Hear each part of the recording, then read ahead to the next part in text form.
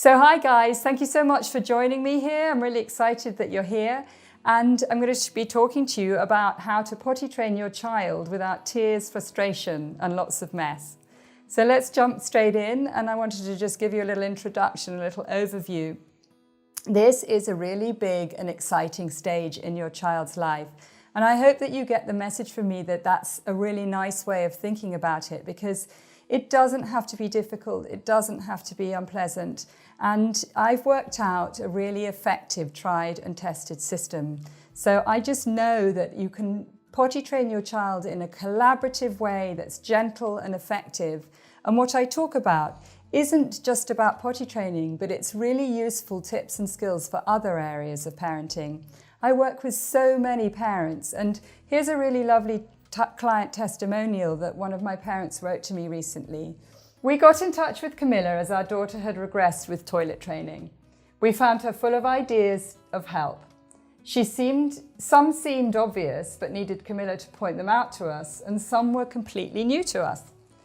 We tried them the next day and we have not had any toilet issues since. That was literally the day after I spoke to them.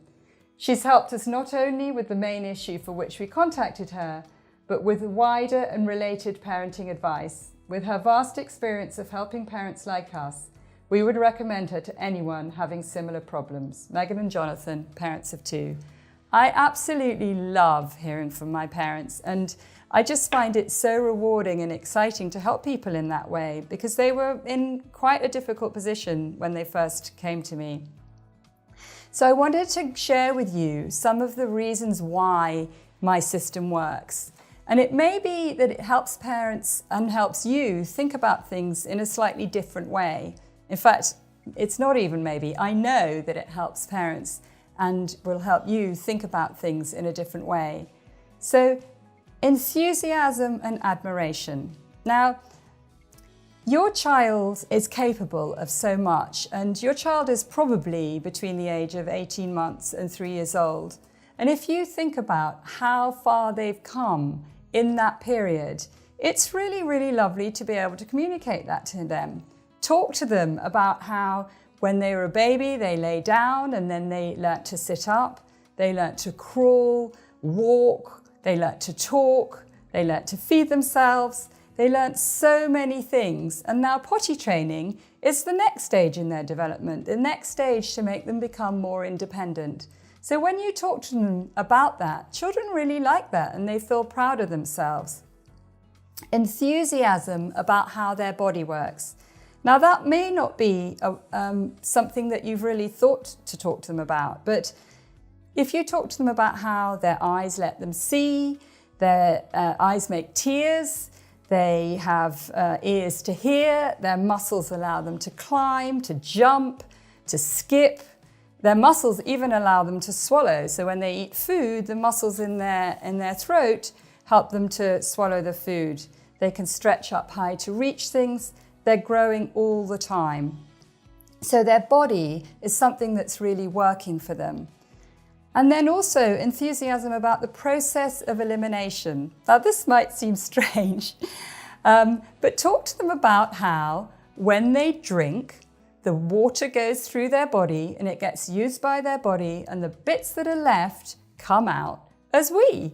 You could even show them watering a plant. And you know how when you water a plant, the soil absorbs what it needs, but actually if you look, quite often some of the water that it doesn't need at that time comes out in the tray beneath the plant. So you can show them that. Talk to them about how when they eat food, it gets all the good stuff gets absorbed by their body and used, and that's what helps them grow and big and strong. And the waste stuff comes out as poo.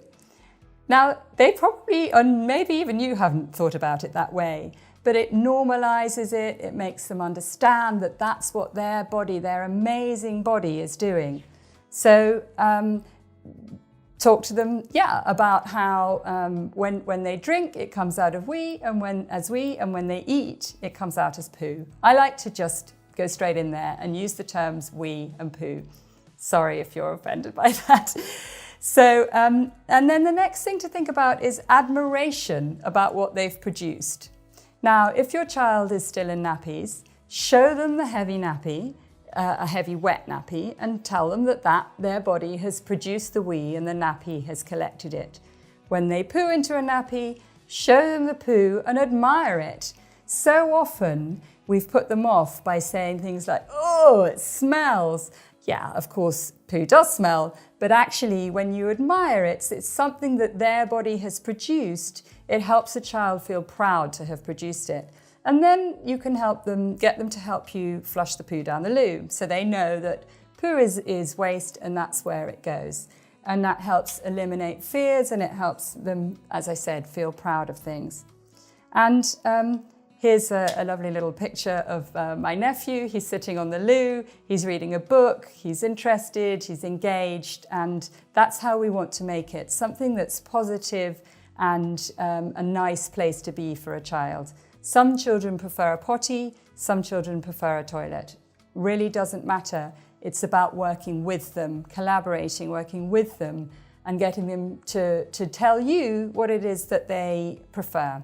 So that actually brings me on to the next point, which is working in partnership with your child. What do I mean by that? Well, empathy and understanding takes away resistance and fear.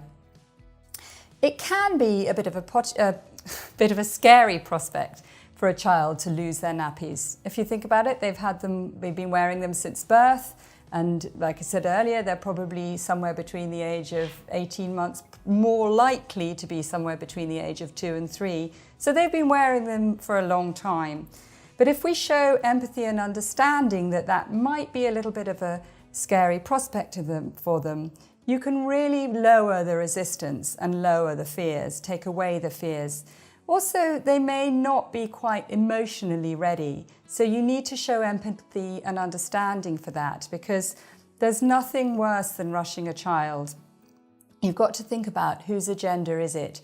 Are you rushing them for you, or is it not quite right for them? So empathy and understanding take away resistance and fear, and it's really important to know that. Partnership comes from positive communication with children around potty training and across all other areas of parenting. So partnership, when you're being positive, a child feels that you're on side with them. And what do I mean by positive? Well, things like very positive way of speaking to them, using a positive tone of voice, using positive body language. Children are reading your body language all the time. And you might not realize it, but if you're frowning about it, if you're judgmental of them, if you're frustrated or irritated by them, even if you're trying not to show it, they'll hear it in your voice and they'll see it in your body language. So you need to really focus on positive communication with your child to get the best out of them and also to help them along the way to becoming potty trained. Working together for figuring things out and figuring them out in a positive way. Partnership makes potty training fun. Again, we've had so much, I think there's been, parents often feel so frightened of getting it right or worried about getting it right that they forget that actually it can be a really fun experience. It's a voyage of discovery together. You can sing songs, use characters, tap into your child's imagination, and that will bring out the fun in it. And partnership shares responsibility and encourages independence. So working together, respecting the child's opinions, their likes and their dislikes, letting them choose things. So for example, I talked earlier, my nephew chose his to sit on a toilet seat. Some children prefer to sit on a potty. Let them choose it. Let them choose where they put the potty. Let them and accept if you've got to the stage where they've actually removed the nappies, then accept that if they say they don't need to go to the toilet, that they don't need to go to the toilet. So that's about partnership and sharing responsibility and encouraging their independence. So I really hope you found this video useful and that you got some great nuggets to take away with you. Remember, this is barely scratching the surface, and on the web class I'm going to be able to go into much more detail about the things that we've been talking about. So remember to check your email for the time and the date of the web class, and I'm really excited to see you there.